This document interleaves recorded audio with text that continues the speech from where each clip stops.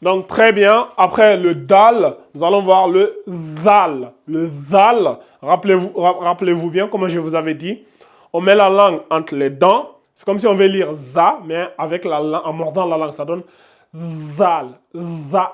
Donc, la seule chose qu'on va rajouter, on lui rajoute un point. On lui met le point ici. On met le point en haut. Ici aussi pareil, un point en haut. Ici aussi pareil, un point en haut. Tac, tac, tac, tac, son petit point, tac, tac, tac, tac et tac. Donc, on lui a rajouté le point. Voici le zal. Le zal et le dal, les deux lettres, ils se ressemblent et ils s'écrivent de la même manière au début, au milieu, à la fin. La seule chose qui les différencie, c'est le point.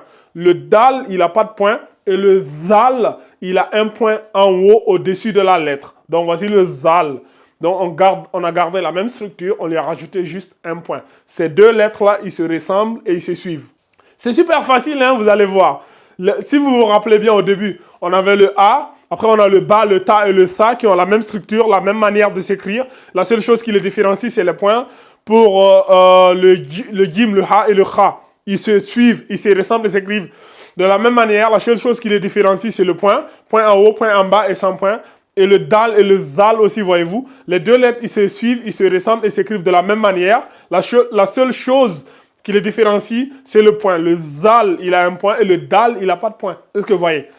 En vrai, c'est super facile à mémoriser en fait. Donc, on va effacer le zal et nous allons voir encore deux lettres qui se suivent, qui se ressemblent.